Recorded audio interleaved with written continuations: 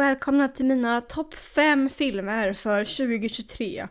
För jag gick och såg egentligen 4 filmer och en serie som blev cancellad samma år den kom ut. Så jag kommer räkna den som en lång film. Och eftersom det var just 5 nya filmer / tekniskt sett tv-serier jag såg i år, så vill jag göra en topp 5.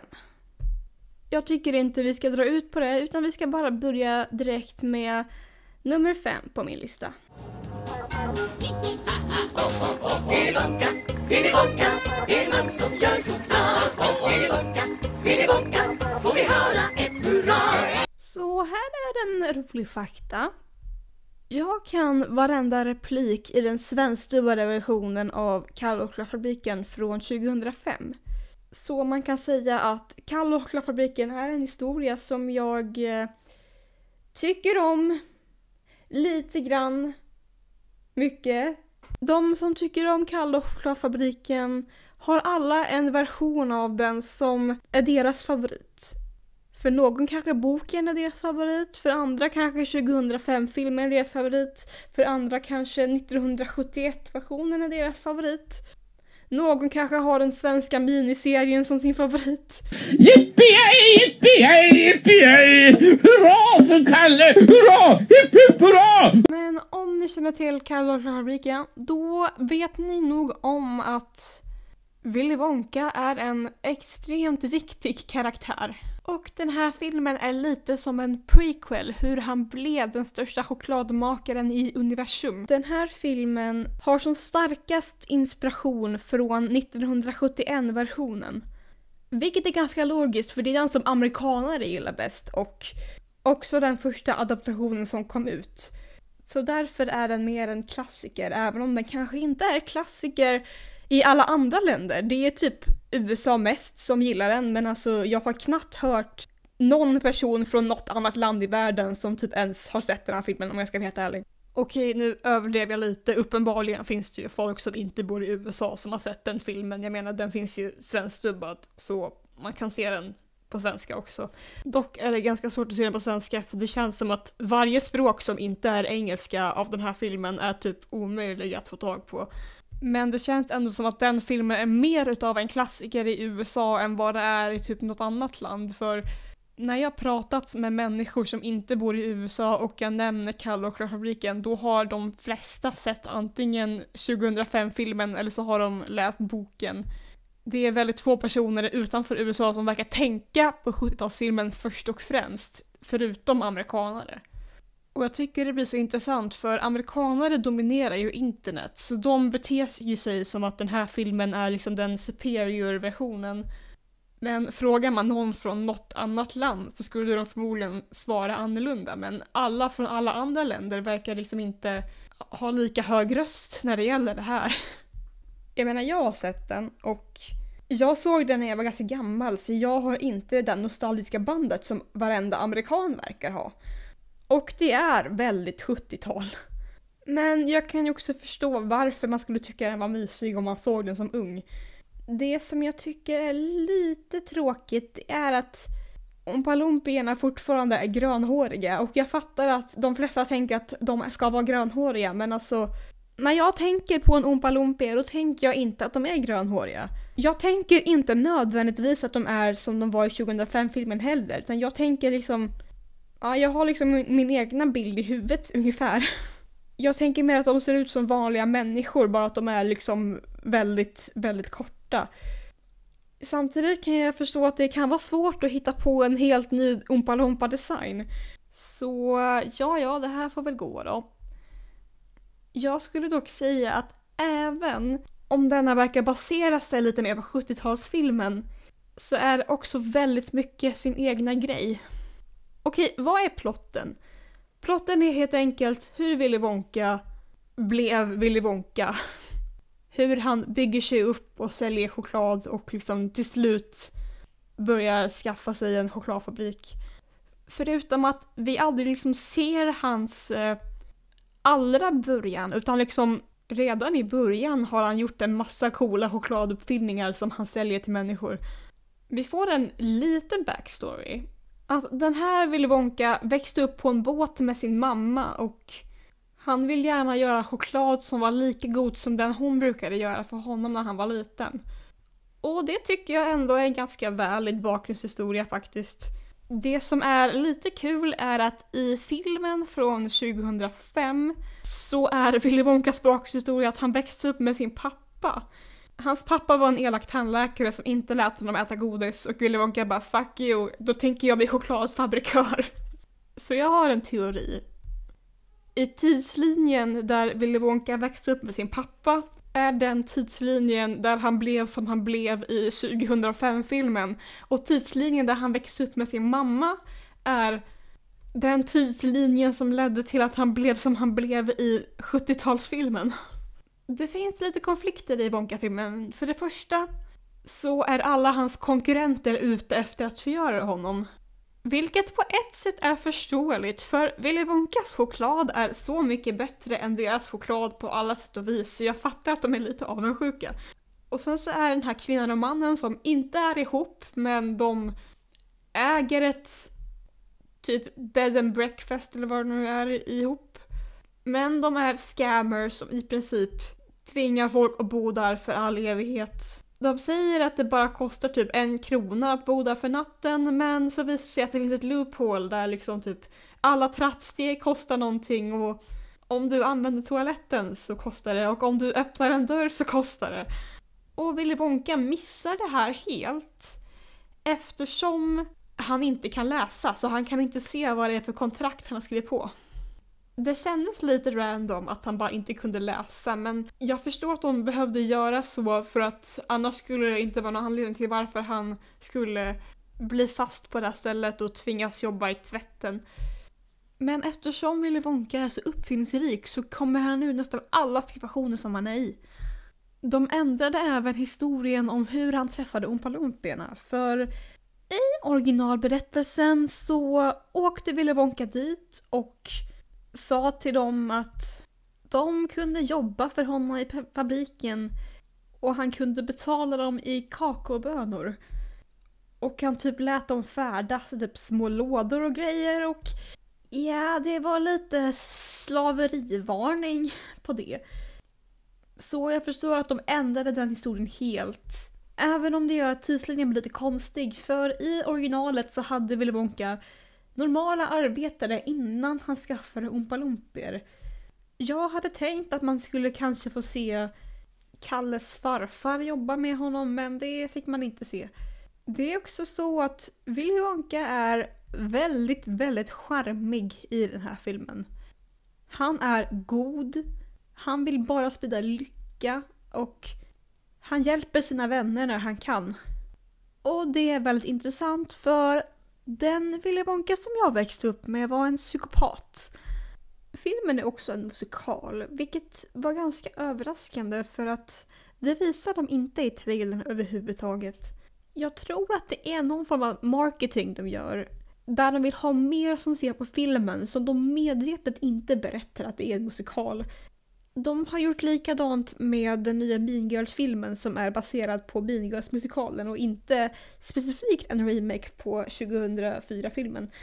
Anledningen till att jag vet att det är en musikal är för att jag höll koll på det sen innan, men trailern visar inga musikaliska nummer överhuvudtaget. Jag tänkte att det skulle vara några musikaliska element i den här filmen i och med att Kalle och chokladfabriken från boken redan var ganska musikaliskt. Men jag var inte beredd på att det skulle vara en helt ny musikal med massa dansnummer. Jag tyckte ändå att filmen var ganska så bra. Den var ganska mysig, men jag har tänkt på att det kommer vara barn som växer upp med den här filmen. Alltså de ser den här filmen först. Och så kommer de tro att Willy Wonka är liksom den här snälla, härliga snubben. Och sen så ser de liksom någon av de andra filmerna eller läser boken och så insåg de att oj då, han var inte så trevlig. Personligen skulle jag hellre vilja se en adaptation av Kalle och glashissen istället för en prequel-historia. Men Anledningen till att de aldrig har gjort en Kalle och Glashusen-film är av det faktum att Roald Dahl hatade 70-talsfilmen så mycket att han förbjöd att de någonsin skulle göra en film av uppföljarboken. Det känns som att någon gång i liksom den stora framtiden kommer någon bara fuck you, jag tänker göra en film av Kalle och Glashusen ändå. Vi får se hur det går när det händer. Men overall är den här filmen ganska så bra. Dock föredrar jag nog någon av de andra filmerna lite mer. Jag kan nog till och med föredra miniserien även om Ernst-Hugo uttalar Violet så här. Och Violet Fagervy. Om det är så jävla svårt att säga Violet så säg bara Violetta. De har översatt namnen av en anledning. Och med det är det dags att gå till nummer 4 på vår lista. Mera knack, så blir du stark.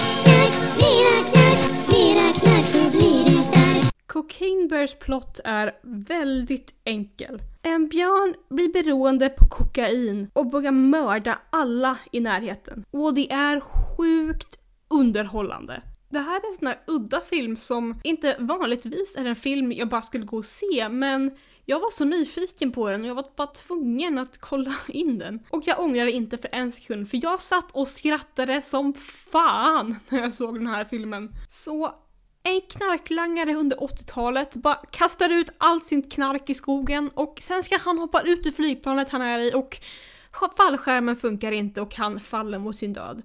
Men allt kokain i skogen då? Ja, det hittas ju såklart av djuren som bor i skogen, framförallt en svartbjörn.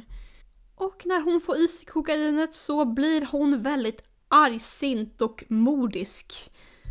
Samtidigt får vi följa en massa människor som av olika anledningar bara är i skogen idag. Vi har en ensamstående pappa som precis har förlorat sin fru och han är väldigt olycklig över det här. Och han och en annan snubbe var kumpaner till knarklangaren och de behöver hämta allt bevis i skogen innan polisen hittar den. Det finns också en polischef som också är där för att hitta allt knark. Vi har en tjej och hennes kompis som är ute och skolkar från skolan och hennes mamma som letar efter dem. Vi har en skogsvakt som bara försöker göra sitt jobb. Och vi har några rebelliska tonåringar som bara är lite lost i livet.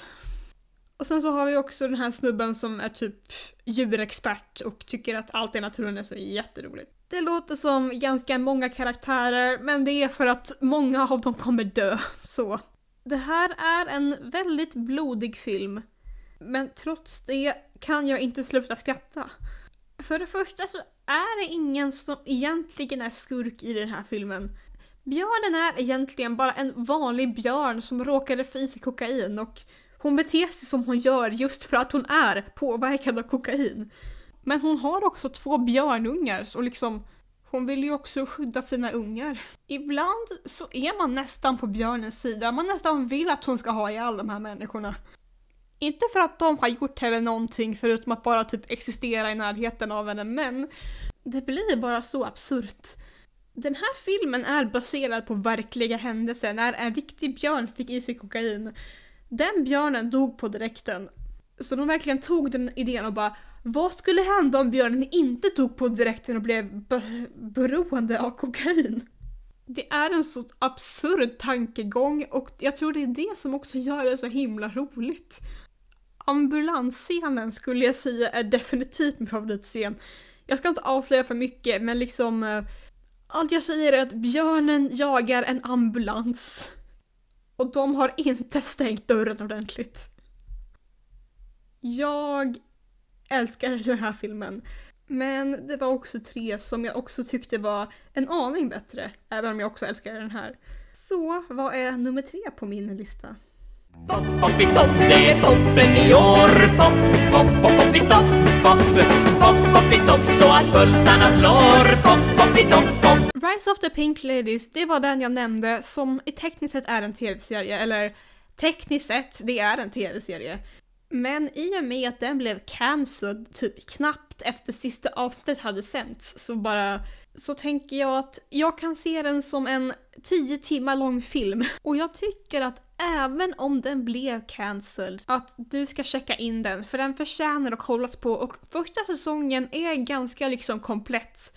Så det är väldigt lite som man känner var kvar att göra. Även om jag också väldigt gärna vill ha en säsong 2. För det känns också som man kan utveckla allt de gjorde i säsong 1 också. Så vad är Rise of the Pink Ladies? Det är en prequel-serie till Grease. Ni känner väl till Grease? Jag hörde att det var någon som sa nej. Det är alltid någon som säger nej varenda gång man tar upp någonting som man tror att alla har sett. Grease är en musikal som kom ut på 70-talet och handlar om hur det var att leva på 50-talet. Även om den är väldigt romantiserande av 50-talet. Jag tror inte den är jätte-accurate till hur det faktiskt var på 50-talet. Och det, som ni kan ana tror jag inte den här serien kanske heller är så jätte-accurate till hur 50-talet faktiskt var. Men det tycker jag inte spelar så mycket roll faktiskt. Hur som helst, det finns en grupp med tjejer i Grease som heter Pink Ladies. Och det här är då en serie som handlar om hur Pink Ladies kom till. Många var snabba med att säga att nej, det här kommer förstöra Grease. Och nej, det kommer inte alls. För att det här utspelar sig flera år innan Grease ens utspelades. Vi har helt andra karaktärer. Nästan ingen av karaktärerna från Grease är med. Och är de med så har de väldigt små bilroller. De 3 karaktärerna som var med i Grease som också är med här är Rizzo, Frenchie och Miss Maggie som är rektorn i Grease. Men här är hon endast sekretär till rektorn. Så då kan vi se hur hon liksom byggde sig upp till att bli rektor själv. Rizzo och Frenchie är mellanstadieelever och vi kan säga att de var bästa vänner redan här. Frenchie är dessutom lilla syster till Jane som är en av huvudkaraktärerna. Så vi kan se hur Pink Ladies började med allas äldre syskon och sen så tog de över. Okej, men det är kanske dags att presentera huvudkaraktärerna i den här serien. Vi har Jane. Hon och hennes pojkvän Buddy har haft en fantastisk sommar och de vill fortsätta ha den när skolan börjar. De båda funderar på att kandidera i elevrådet. Buddy vill bli skolans president och Jane funderar på att bli elevrådsordförande. Men någon råkar se dem ha lite kul i en bil och ryktet sprids fort och det är Jane framförallt som blir utsatt. Hon ses som ett fnask som ligger runt på en massa killar. Men Buddy, han får en high five och alla tycker det är nice.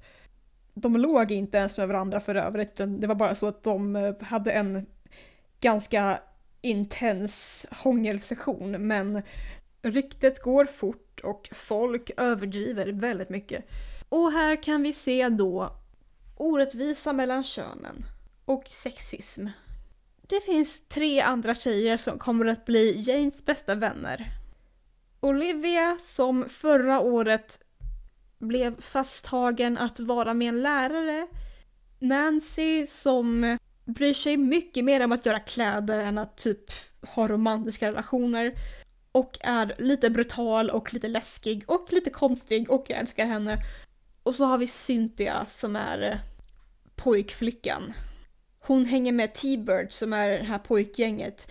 De berättar inte hur T-Bird bildades, men hon är med i T-Bird-gänget. Hon vill väldigt gärna ha en T-Bird-jacka och de är typ, nej det får du inte för du är tjej.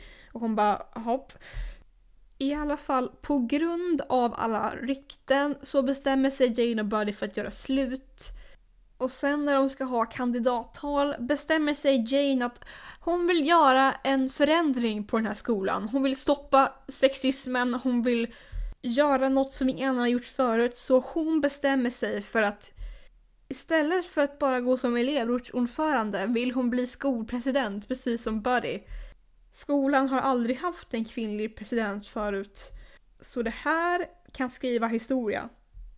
Också om ni är lite förvirrade varför de har presidenter, det här är USA och de har både student council och school president och jag är inte så bra på att översätta dem till svenska. Men ja, hur som helst, resten av serien är ungefär att Jane, Olivia, Nancy och Cynthia går ihop och gör små förändringar i skolan samtidigt som de försöker få Jane att vinna det här presidentvalet. Och därav bestämmer de sig för att deras gäng ska kallas för Pink Ladies. Och så sker en massa intriger och drama och lustigheter emellan. Det är också en musikalisk serie och de har extremt bra låtar.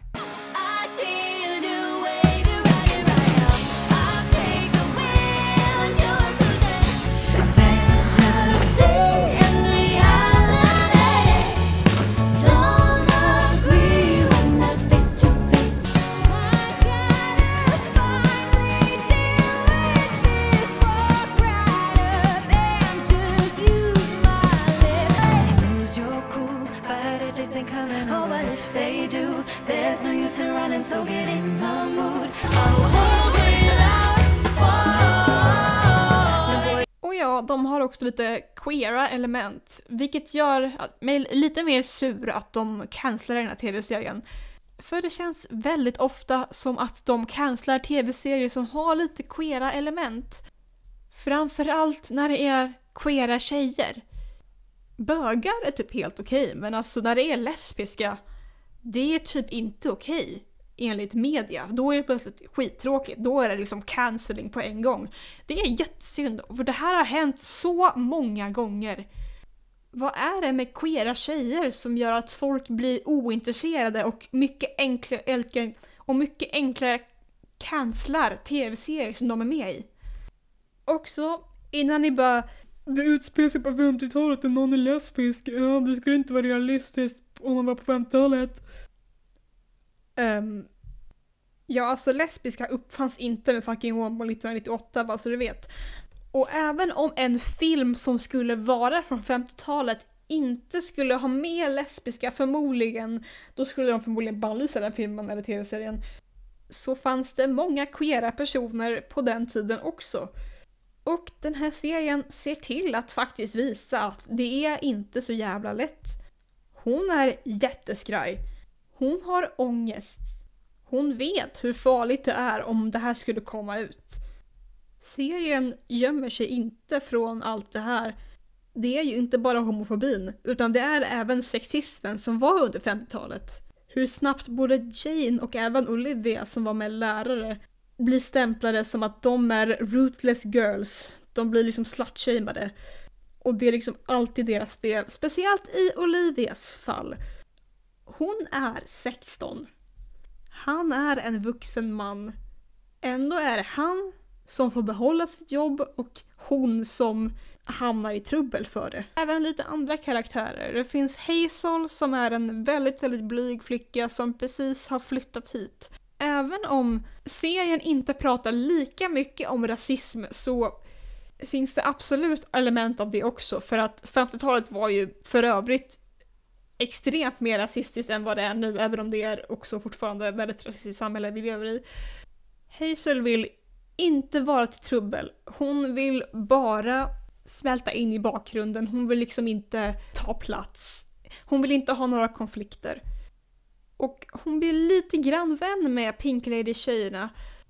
Men hon vågar inte heller hänga med dem för att hon är också väldigt blyg. Buddy har också lite svårigheter i och med att hans pappa pushar honom till att göra en massa saker som han inte vill göra. T-Birds-killarna har alla sina egna problem också. Flera av dem är dessutom latinamerikaner. Så det är ofta de måste sätta bra exempel i och med att folk har så himla dåliga stereotyper av latinamerikaner. Jane till exempel är hälften puertorican och hälften italiensk. Och de märker när de är på en fest hur deras amerikanska grannar är helt okej med att de har en italiensk sida. Europeer, de är bra. Men hennes mamma vill inte ens nämna att hon är från Puerto Rico i och med den bilden av latinamerikaner som deras grannar har. Det är massa intriger mellan Jane och Buddy i och med att de tävlar mot varandra, vem som ska bli the school president eller vad nu man ska säga på svenska. Och det är en massa saker de vill säga, massa saker som de bör säga men kanske inte vill. Och lite hur skolan fram och tillbaka är emot Pink Ladies och sen så älskar de Pink Ladies och det går verkligen fram och tillbaka hur de känner. Det finns massa extremt roliga scener som jag inte vill spoila. Ni måste se dem själva. Men det var väldigt underhållande att se den här serien och jag önskar att den kunde få en säsong 2. Men om ni kan, checka in den för den förtjänar mycket mer uppmärksamhet. Om man är av en annan sort. Varför ska man kastas bort? Lite trasiga. Och knasiga? I vårt trasdocksgäng. Det sägs att det du var besatt av när du var 12 kommer följa med dig för all framtid. Det är därför ganska många vuxna gillar samma media som de gjorde när de var 12. När jag var 12 var det 2 saker som jag älskade av hela mitt hjärta. Det ena var tv-serien Violetta. Och jag vet inte om ni har gått igenom min YouTube-kanal. Kanske ni kan se spår av hur den här tv-serien aldrig någonsin riktigt har lämnat mig. Det andra som jag var besatt av när jag var 12 var Five Nights at Freddy's. Och ja, det känns ganska så roligt att mina 2 stora intressen var en tjejig såpopera och ett skräckspel. Det kan vara därför jag är så konstig idag. Hur som helst, ända sedan jag var 12 har jag väntat på den här filmen. Och att den äntligen kom ut kändes så underbart. Så filmen kanske inte direkt är perfekt, men är man ett fan kommer man ha så kul när man ser den. Jag satt i en biosalong med massa andra Five Nights at Freddy's fans och det var så kul att se alla bara skrika och tjoa varenda gång det var någon referens som vi andra bara kunde.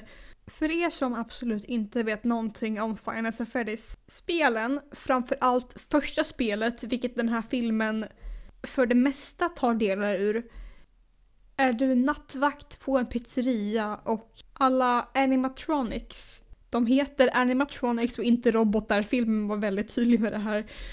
Dessa djur kommer till liv på natten och försöker ta sig in på ditt kontor och du måste stänga dörrarna för att inte låta dem komma in. För kommer de in, då dör du. Filmen handlar om en man som heter Mike som tar hand om hans lilla syster Abby efter att deras föräldrar båda har dött. Eller i alla fall hans mamma har dött. Hans pappa antingen dog också eller bara stack. Det är lite oklart, men han är i alla fall ensamstående vårdnadshavare för sin syster Abby. De hade också en annan bror för länge sedan som blev kidnappad när familjen var i skogen och Mike försöker lösa vad som hände. Så han tvingar sig själv att ha samma dröm varje natt när han spelar upp sitt minne igen för att se om han kan hitta något nytt för att lösa mysteriet om vad som hände med hans bror. Nu är det så att de har typ inga pengar och Mike har precis blivit sparkad på sitt förra jobb. Så det finns typ ett enda alternativ kvar. Att jobba natt på Freddy Fazbear's pizzeria. Och medan han jobbar där händer det lite konstiga saker. Ofta i hans egna drömmar för att han somnar på jobbet en del. Och när han somnar där så börjar han märka att det är massa barn i hans dröm som börjar prata med honom och han börjar få lite nya ledtrådar av vad som har hänt med hans bror. Det som han dock inte märker på ganska länge är att de här animatronic-figurerna börjar röra sig mitt i natten och medan han sover så har de förmodligen kommit in i hans kontor. Det är faktiskt lite tråkigt för jag hade önskat att det var mer action när han är nattvakt. För en så stor del av spelet är att man är vaken på nätterna när man jobbar nattvakt och försöker gömma sig från de här figurerna. Men han sover och vi får typ bara anta att de kommer in till hans kontor när han sover. För till exempel, en av barnen river honom och då vaknar han med ett stort rivsår. Det är här lite lore kommer in. Spelen har en väldigt komplicerad lore och för varje nytt spel blir det bara mer och mer konstigt. Men för att göra det så simpelt som möjligt. 5 barn var på Freddy Fazbear's pizzeria en gång och alla 5 försvann spårlöst. Efter deras försvinnande har folk noterat att alla djurfigurer, alla animatronics, har börjat lukta extremt illa. Och det visar sig att barnens lik ligger i de där dräkterna. Och det är barnen som hemsöker de här karaktärerna. Och när de ser andra barn så är de ganska så snälla. Det här ser vi både i filmen och i spelen, men med vuxna är de extremt aggressiva. De vill till 100% ta koll på varje vuxen person som de ser. I spelen får vi lära oss mer och mer vem som möjligtvis kan ha varit deras mördare. Och vi får även reda på det lite enklare i filmen också. Jag måste säga att Mike i filmen är inte så jättestor fara med dem på grund av flera anledningar. Det finns stunder där han kunde ha varit det, men han låg och sov. Allt vi får se är barnen i hans drömmar misshandla honom och sen har han helt enkelt skavsår när han vaknar. Så vi kan ana att det finns robotar som har gått in i kontoret medan han låg och sov och skadade honom och sen så bara gick de därifrån, antar jag. Jag tror att anledningen till att de gjorde sådär var för att filmen är PG-rated, så de kör lite säkra kort och inte har så jättemycket gore. Vilket är lite skumt i och med att det här är liksom spelet där väldigt mycket gore händer. Det finns dock en scen som är fylld av skräck och fylld av alla de här karaktärerna ute på en mordspree. Det är när ett gäng bryter sig in för att förstöra stället. Och de här animatronic-figurerna, en efter en, ger sig på de här. Och alltså, adrenalinet jag fick när man bara ser dem komma närmare och närmare och man hoppas att de ska döda de här. Det är lite som Cocaine Bear, man hoppas att de onda ska vinna. Så ja, i slutändan kanske inte en perfekt film och kanske inte lika kul om man inte vet så mycket av loren. Men på grund av hur mycket jag längtade efter den här filmen är det verkligen en lycka att äntligen få se den efter all denna väntan. Jag vet också att 12-åriga jag hade ätit upp den här filmen. Alltså, jag tänkte mig själv i mellanstadiet när jag såg den här filmen. Alltså, mitt inre barn blev helat. Men vad är nummer 1 på min topp 5-lista? Kommer ni bli överraskade? Se hur din fantasi kan bli verklighet när ditt innersta jag tittar fram, tittar fram. Jag är born and raised på de animerade Barbie-filmerna. Jag lekte en del med Barbie när jag var liten. Även om jag tror att jag föredrog Polly Pocket och Pet Shops, men jag gillade Barbie också. Jag tror att det har varit svårt att undkomma den här filmen, men om du på något sätt har det. Ja, det handlar om Barbie som bor i Barbieland där allting är perfekt. Tills hon börjar märka att hon börjar gå sönder. Hon börjar tänka på döden. Hon börjar få cellulit. Hon börjar få platta fötter. Så hon blir instruerad att gå till riktiga världen, för de gissar på att tjejen som leker med henne kan vara ledsen och hon måste rätta till det. Så hon och Ken åker till riktiga världen. Men det här är ingen sån där historia där liksom någon som inte känner till riktiga världen kommer till riktiga världen och är stel och haha, det är roligt för att de inte vet hur riktiga världen fungerar. Det är inte riktigt så. För Barbie är ganska medveten om hur samhället fungerar i och med hon är ganska insatt i politiken även i Barbieland. Men det som kommer som en chock för henne är att i riktiga världen så styr män allting. För i Barbieland är allting styrt av kvinnor. De har en kvinnlig president, en kvinnlig högsta dom. Alla män, alla Kens bara existerar där. De har typ knappt något jobb. Och Ken som följer med Barbie till verkliga livet blir väldigt inspirerad av att se hur män verkar styra allting. Så han tänker, nu ska jag ta med patriarkatet tillbaka till Barbieland. Även om man knappt vet vad patriarkat är, för han har bara fått en väldigt vag bild av hur det fungerar. Det är också väldigt kul hur sättet som de leker med de här dockorna i verkliga livet påverkar hur de beter sig. Och samtidigt, om någonting sker i Barbieland, påverkar det också verkligheten. Det är massa sådana väldigt roliga ögonblick. Och det är många referenser till liksom folk som brukade leka med Barbie när de var små. Det finns en anledning till att så många älskar den här filmen. Och ni har förmodligen också sett många avskyr den här filmen och göra väldigt långa videor om varför den inte är bra. Vilket bara visar mer hur mycket folk bryr sig. Det här är en film som folk bryr sig väldigt mycket om, vare sig de älskar eller hatar den. Jag skulle inte bli förvånad om den här filmen visar sig bli en framtida klassiker som vi kommer prata om 10, 20, 30, 40 år. Det är mycket svårare att säga så jättemycket saker om en film som man bara älskar så mycket. För det blir mest, jag älskar den, punkt. För man repeterar sig så mycket, för att det här är en film som bara gör mig så glad. Jag tror att det är en mix av nostalgi och en känsla av eskapism och hur roligt alla verkar ha. Och hur filmen är så campy, men också så seriös. Men också så oseriös. Det är bara så vackert. Heja Barbie. Och ja, det där var mina topp 5 filmer / tekniskt sett tv-serie för år 2023.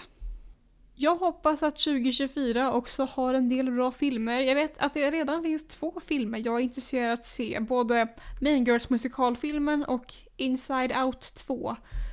Har ni några toppfilmer som ni har sett i år? Antingen topp 5 eller topp 10 eller topp 100 om ni har sett jättemånga filmer. Skriv i kommentarerna. Och så ses vi när vi ses. Hej då!